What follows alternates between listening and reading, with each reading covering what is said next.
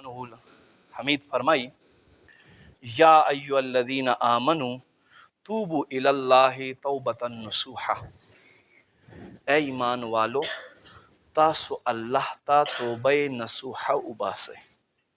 لک توجه کې خاموش کینئ یو 15-20 منٹ پاره ډیر نه درخواست مې دی خواست مې دی. فرمای اے ایمان والو تاسو الله ته توبه وباسئ توبه نصوحه.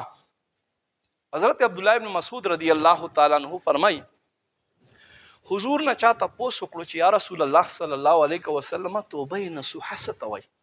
مونږ په دې پوه داسې ښایسته ساده عام الفاظو کې زما جانان د دې وضاحت وکړو.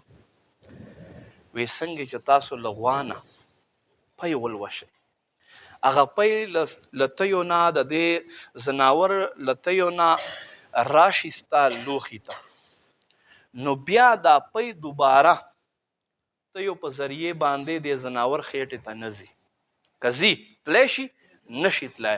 نو الله محبوب فرمایي الله مطلب دا دی، الله مراد دا دی چې ای زما بندگانو ما ته داسې توبه وباسئ چې څنګه دا زناور تیو ته پی دوباره ختل ناممکن دی، چې تاسو یو ځل ګناه نه توبه وباسئ چې تاسو د پاره ګناه ته ورتګ داسې مشکل وګرځي.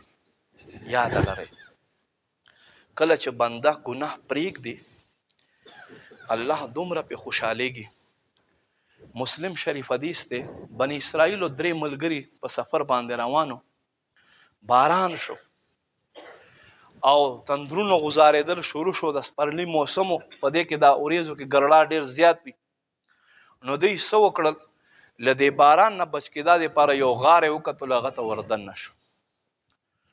نو بره باران کې دوه باران سره یوه غټه تیږه را وښویدله او د غار په دې خوله کې ولګېده، غار یې مکمل بند کړو. لږ توجه غواړم په زړه تختۍ باندې دا مسلم شریف حدیث ولیکئ، ریاض الصالحین کې دا حدیث موجود دی. وایي څه به کو دا خو ځای بند شو، نه بیلچه شته نه ګینتري شته او نه په لاسونو کېږي، څه به کو دا خو بند شو، دلته بله لوږې نه مړه شو. یو ملګري ذهن ته خبر راغه، حضور فرمایي یو ملګري ورته وی بله لار نشته سوا د الله مدد. راځئ تاسو په ژوند کې چېرته یوه نیکي کړې وي الله رضا دپاره او ګناه مو پرېښودې وي، هغه به الله په دربار وړاندې کړو. نو هغه ملګری مخکې شو 2 رکعته نفل یې وکړو.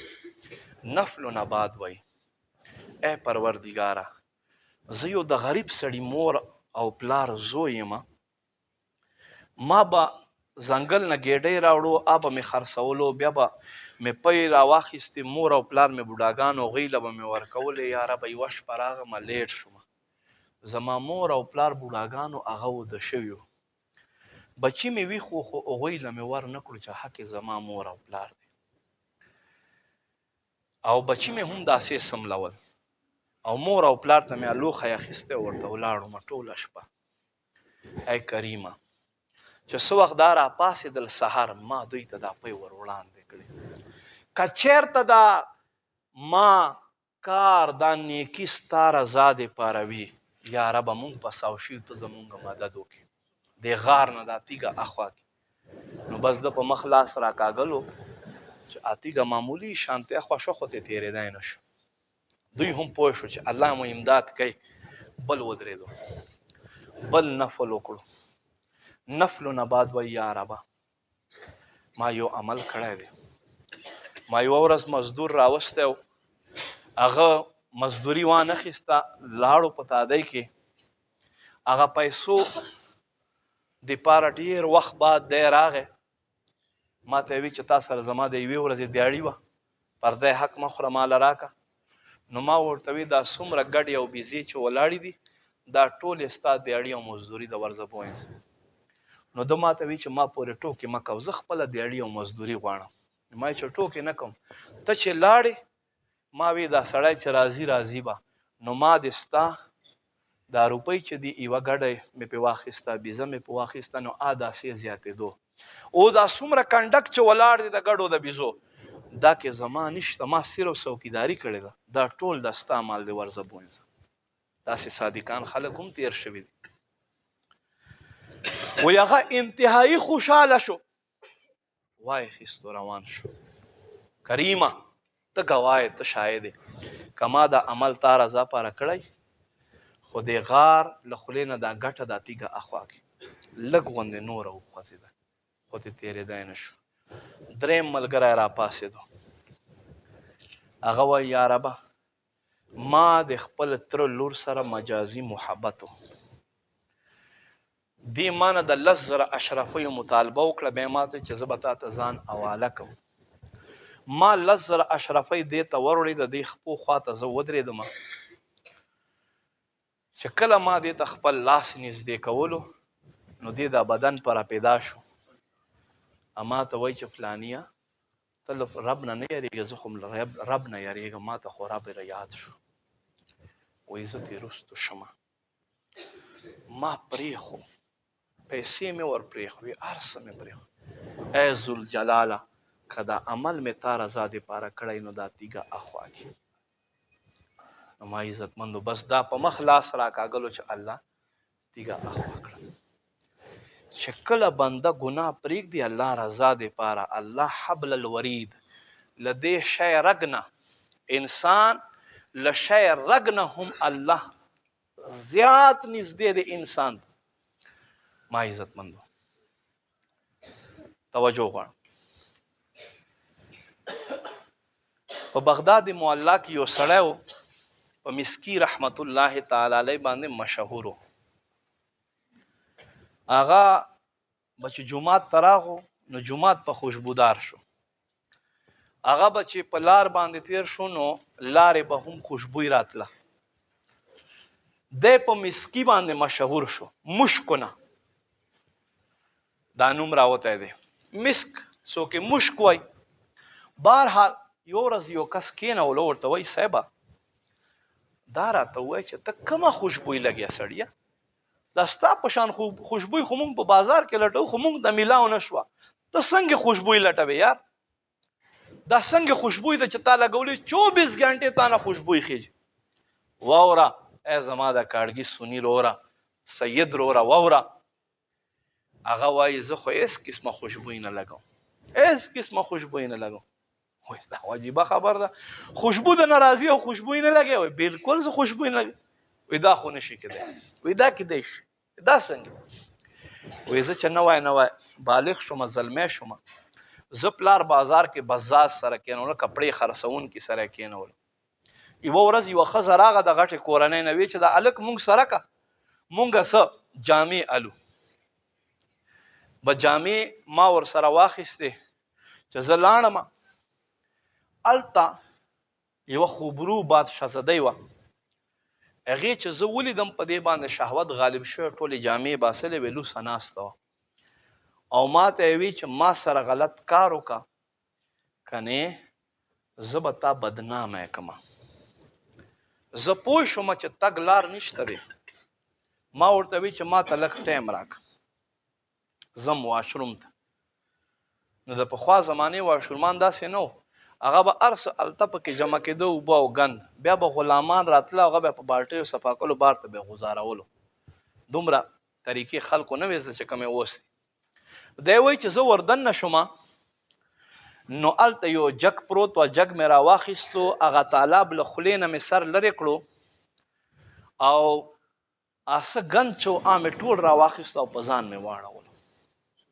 توجه مو شته ټولو توجه ده ماشاءالله الله مو خوشحاله.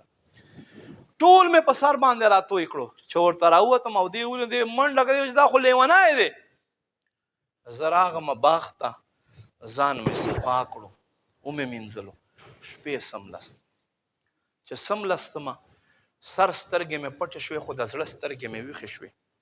یو سپینو جامو کې سپینګیری ملبوس بزرګ ما خواته راغی او ما ته وایي او فلانیه نن د یو داسې عمل کړی دی داسې یو کار دی کړی دی چې کل آسمان فرشتې دې ستا په دې کار باندې فخر کوي لګیا دی او الله ډېر زیات دنه خوشحاله دی او زه عام سړی نه یم زه جبریل امین په خپله الله تا خواته رالیږلی یم.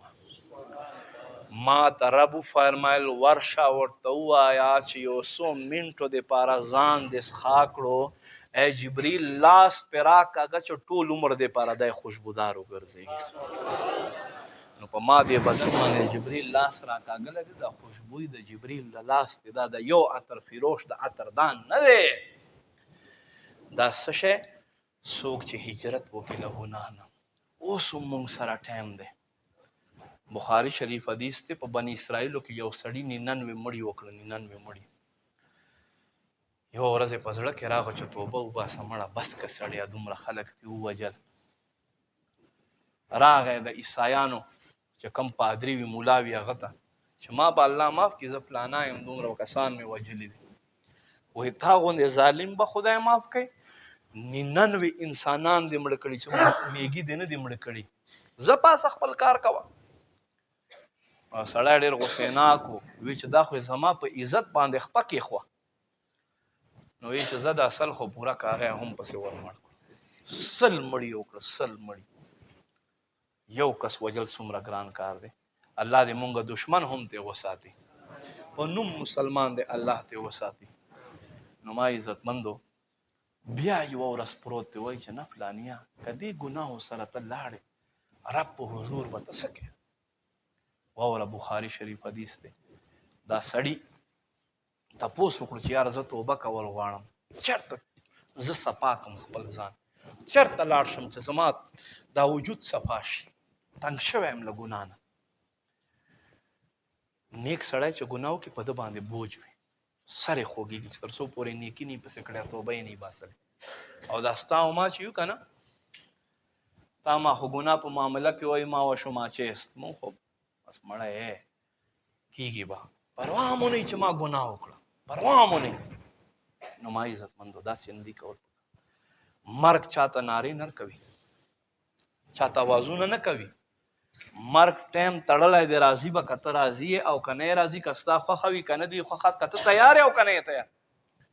به هر حال ما عزتمندو چا ورته وي فلانۍ علاقې ته لاړ شه، هلته د الله لوی لوی نیکان بندګان پاته کېږي، مسلمان دي، هغوی په لاس توبه وباسه الله به دې معاف کړي. دا سړی روان شو، توجه غواړم، روان شو، لږ شانتې تلی دی چې په دې کې زلکدنې شروع شو، زلکدنې شروع شو. نو چې اخیر وخت شو سملستو تلی نه شو، نو په پروت یې ځان راکاږلو چې څه ناڅه خو ځان ورنږدې کړ. او چې کله مړ کېدو وی یا ربه و خو نه رسېدمه، خو دا مخ خو د نیکانو طرف ته کم که نه.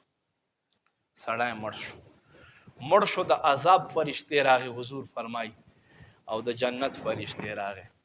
جنتي فرشتې وایي چې مونږ بیا جنت ته ورو، ځکه چې د توبې پاره روان دی، اخلاص نه توبه وباسي مجبور دی. او د جهنم فرشتې وایي چې نه 100 مړي کړي دي، توبه خو یې لا کړې نه ده، الله خو روانو دوزخ ته به وړو. الله په دربار باندې فیصله یې راوړه. الله رب کریم ورته فرمایي داسې وکړئ چې ځمکه ناپ کړئ چې دا کوم طرف ته نږدې وي، که خپل کلي ته نږدې وي خو عذاب فرشتې اوسي، او که د ما دې نیکانو ته نږدې بیا جنت والے فرشتې اوسي. حقیقت دا دی چې دی خپل کلي ته نږدې و، خو الله خو رحمان هم دی که نه، رحیم هم دی که نه. فرمایي لا تقنطوا من رحمت الله، ما رحمت نه ناامیده کېږئ، ما ناامیده کېږئ، ما سرکشي مه کوئ، عاجزي کوئ، چې کله هم عاجزي کوئ، چې کله هم راځئ ما دروازې کولاو، دروازې زه نه بندوم.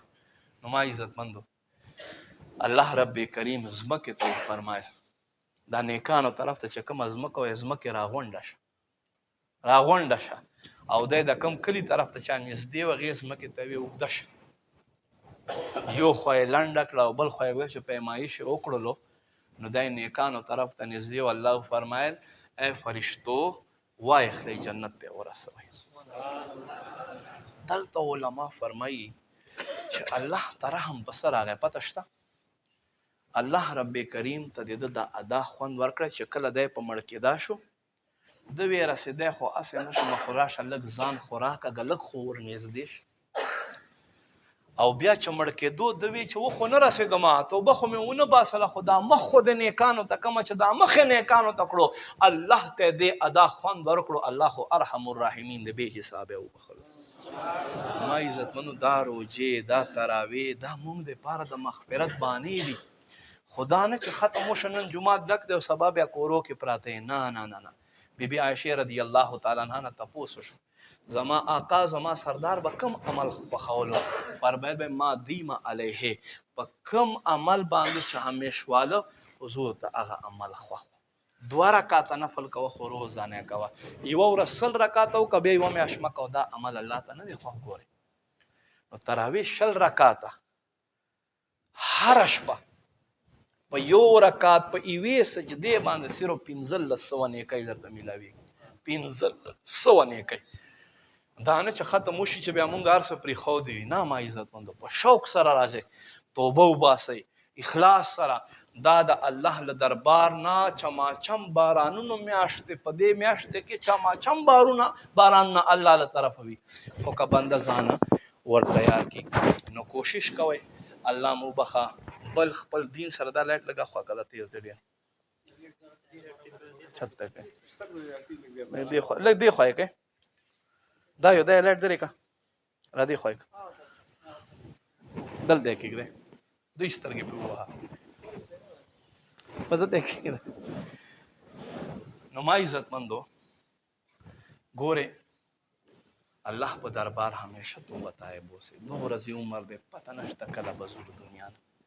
خو چې کله مونږ ځو چې زمونږ بدن چې دی له ګناه نه څخه نه وي له زړه نه توبه وباسئ. انشاءالله اوس په دعا کوو له زړه نه به توبه وباسئ. اتحیات په شکل به کښېنئ له زړه نه به دعا وباسئ. دا بند وباسئ او